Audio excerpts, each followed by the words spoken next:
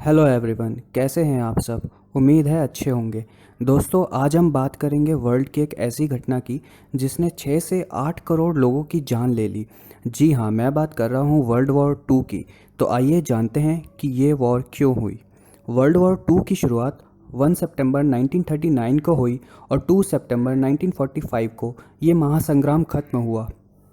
इसमें दो फ्रंट्स थे जिसमें एक्सिस पावर और अलाइड पावर थे।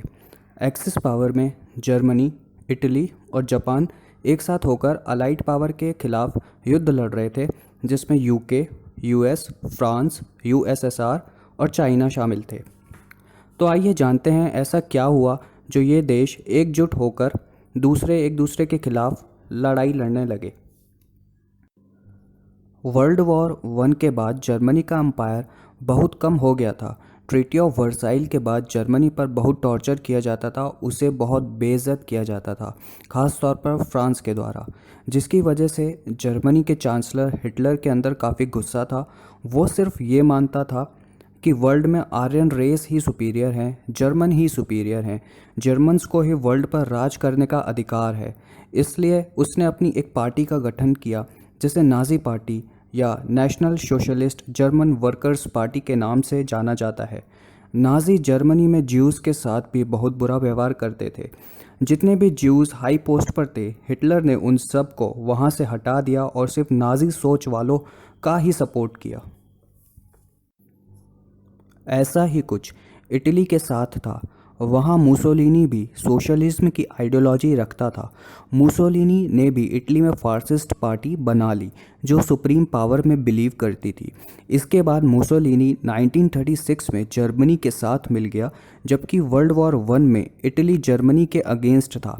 इसके बाद इटली ने इथोपिया पर आक्रमण करके उसको भी कैप्चर कर लिया। इधर एशिया में जापान चाइना के खिलाफ सीनो जापानीज़ वॉर में युद्ध कर रहा था और उधर यूरोप में इटली और जर्मनी बाकी यूरोपियन देशों के साथ युद्ध कर रहे थे। इसलिए जापान भी इटली और जर्मनी के साथ मिलकर इस महासंग्राम में उतर पड़ा।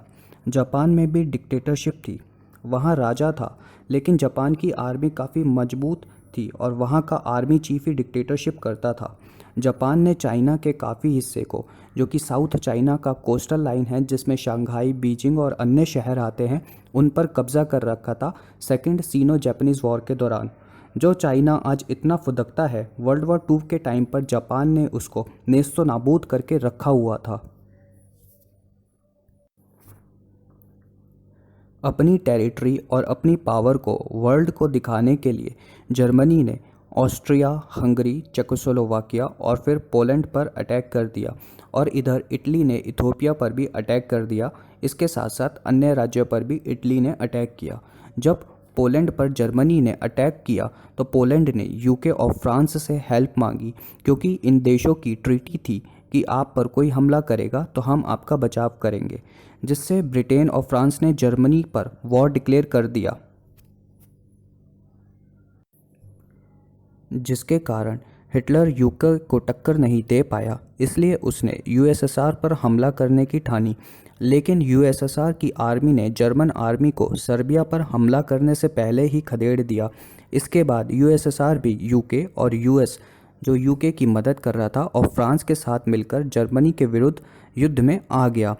इसके बाद ही हिटलर को लगने लगा कि वह यूएसएसआर यूएस के साथ मिलकर कहीं हमला न कर दे, और अंत में हुआ भी यही। यूएसएसआर ने यूके, यूएस और फ्रांस के साथ मिलकर जर्मनी पर हमला कर दिया। हिटलर को लगा कि वो यूएसएसआर को हरा नहीं पाएगा, इसलिए उसने अपनी सेफ्टी के लिए बर्लिन में ही अपने ऑफिस के नीचे एक बंकर बनवाया और वहीं पर शादी भी की। बाद में हिटलर ने उसी बंकर में खुद को गोली मार ली और अपनी पत्नी को साइनाइड खिला दिया, जिससे उसकी भी मौत हो गई। उधर इटली में मुसोलिनी को भी अरेस्ट कर लिया गया, जहां पे कैदियों ने उसको पीट कर उसे भी मार दिया, और इस तरह जर्मनी और इटली वर्ल्ड वॉर टू में हार गए। लेकिन इधर जापान अभी भी युद्ध लड़ रहा था। यूएसए जापान से नेगोशिएट करता है कि चाइना के अंदर वो वॉर को ख़त्म करे और शांति बनाए, लेकिन जापान मानता नहीं है और अपना एरिया चाइना के अंदर बढ़ाता रहता है ताकि एशिया में वो सबसे बड़ी ताकत बन सके। इसी चाह में जापान फिलीपींस पर अटैक करने का प्लान करता है, पर यूएस ने जापान को बोल दिया था कि अगर जापान फिलीपींस पर अटैक करता है तो यूएस जापान पर अटैक कर देगा, जिसके चलते जापान ने यूएस को ही ख़त्म करने की सोची और उसके नेवल बेस पर्ल हार्बर पर अटैक कर दिया। जापान ने सोचा कि यूएस के नेवल बेस पर्ल हार्बर पर अटैक करने से यूएस के डिफेंस वेपन ख़त्म हो जाएंगे, लेकिन ऐसा नहीं था।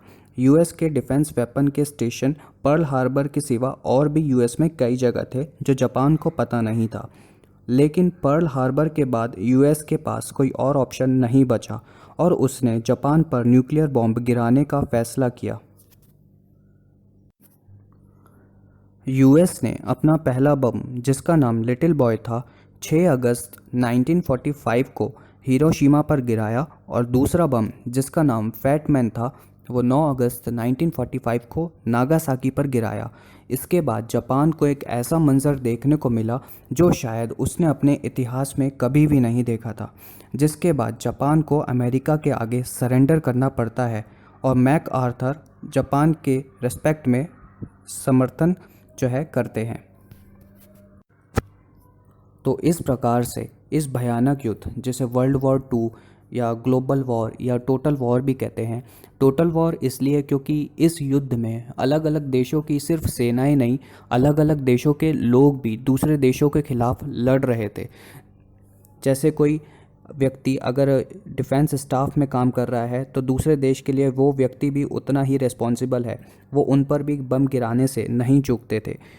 इस युद्ध में लगभग 6 से 8 करोड़ लोगों की जान चली गई। ये आज तक के इतिहास का सबसे बड़ा युद्ध है। जापान तो इस युद्ध का परिणाम आज तक भोग रहा है। यूएस के द्वारा जो एटॉमिक बम जापान की धरती पर गिराए गए थे, उसकी रेडियो एक्टिविटी का प्रभाव आज तक जापान के लोगों पर है। Thank you for watching this video. I hope you like it, and please share this video with your friends and relatives, and also do not forget to subscribe our channel. Thank you so much.